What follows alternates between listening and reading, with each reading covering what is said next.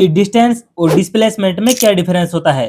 किसी वस्तु द्वारा दो बिंदुओं के बीच तय किए गए कुल पाथ की लंबाई होती है डिस्टेंस, और इन्हीं बिंदुओं के बीच की सबसे छोटी सीधी दूरी यानी शॉर्टेस्ट पाथ होता है डिस्प्लेसमेंट। यानी डिस्टेंस की कोई डायरेक्शन नहीं होती, जबकि डिस्प्लेसमेंट की डायरेक्शन होती है, क्योंकि यह एक सीधी दूरी होती है। चलिए एक एग्जाम्पल से समझते हैं। मोहन के पास सोहन के घर तक जाने के दो रास्ते हैं। एक 30 किलोमीटर लंबी टेढ़ी मेढ़ी सड़क और दूसरा एक 20 किलोमीटर लंबा कच्चा रास्ता जो सीधा सोहन के घर तक जाता है।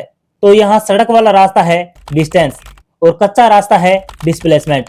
अब यदि मोहन से पूछ लिया जाए कि सोहन का घर किस डायरेक्शन में है, तो वह कच्चे रास्ते की ओर इशारा करेगा, यानी डिस्प्लेसमेंट डायरेक्शन बताता है। मान लीजिए आप किसी एक बिंदु से चलना प्रारंभ करते हैं और वापस उसी बिंदु पर आ जाते हैं, तो यहाँ डिस्प्लेसमेंट 0 होगा।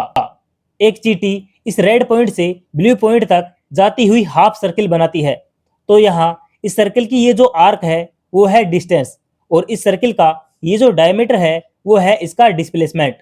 बस यही डिफरेंस है डिस्टेंस और डिस्प्लेसमेंट में।